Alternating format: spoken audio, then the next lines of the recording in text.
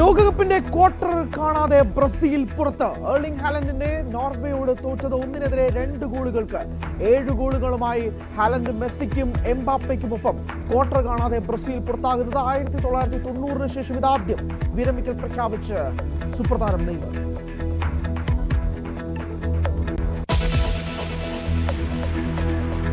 News 18 big breaking. ഇഷ്ടക്കാർക്ക് നിയമനം വിവാദത്തിൽ കൃഷിമന്ത്രി ടി സിദ്ദിഖും ശുപാർശ.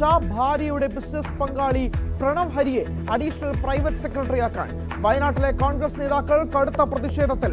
മുഖ്യമന്ത്രിക്ക് മുന്നിൽ പരാതി പ്രളയം.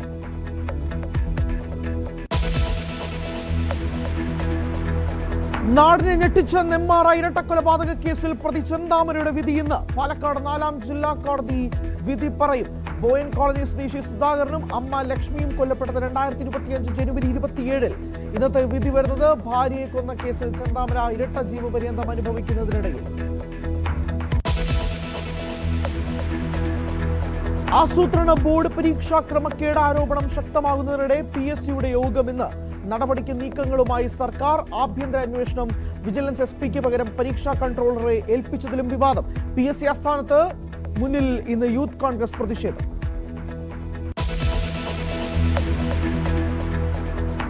ഉപനേതാവിനെ തീരുമാനിക്കാനാവാത്ത പ്രതിസന്ധിക്കിടെ LDF യോഗം ചേരാൻ തിരക്കിട്ട നീക്കം. സമാധാനത്തിൽ പോകുന്നതിനിടെ CPIയെ പ്രകോപിപ്പിച്ച് പിണറായി വിജയന്റെ പ്രസ്താവന. പരസ്യമായ അതൃപ്തി പ്രഖ്യാപിച്ച CPI നേതൃത്വം ഈ ആഴ്ച തന്നെ യോഗം ചേർന്നേക്കും.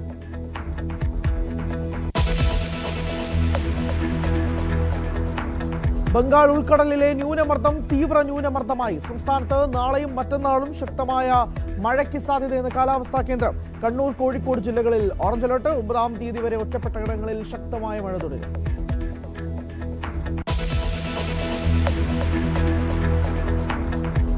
സംഭാവന തട്ടിപ്പ് വിവാദത്തിനിടെ ശ്രീരാമ ജന്മഭൂമി തീർത്ഥക്ഷേത്ര ട്രസ്റ്റ് യോഗം ഇന്ന്. ചമ്പത്രായുടെയും അനിൽ മിശ്രയുടെയും രാജിയടക്കം ചർച്ചയ്ക്ക്. ജുഡീഷ്യൽ കസ്റ്റഡിയിലുള്ള 4 പ്രതികളെ പോലീസ് ജയിലിൽ ചോദ്യം ചെയ്യും.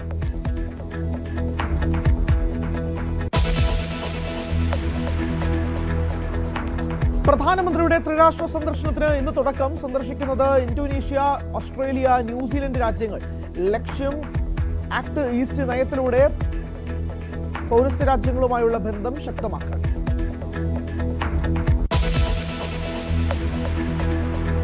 ഇറാനുമായുള്ള സുരക്ഷാ കരാർ ചർച്ച ചെയ്യാൻ നെതന്യാഹു ട്രംപ് കൂടിക്കാഴ്ച ഉടൻ. അയത്തുള്ള ഖമനേയിയുടെ സംസ്കാരത്തിന് പിൻഗാമി മുജ്തബ എത്തിയില്ല. മുജ്തബ മാറുന്നത് വകവരുത്തുമെന്ന ട്രംപിന്റെ ഭീഷണിയുടെ പശ്ചാത്തലത്തിൽ ഇറാനിയൻ നേതാക്കളെ ഇല്ലാതാക്കുമെന്ന ട്രംപിന്റെ പ്രസ്താവനയിൽ ശക്തമായ പ്രതിഷേധം. വിലാപയാത്ര ഇന്നും.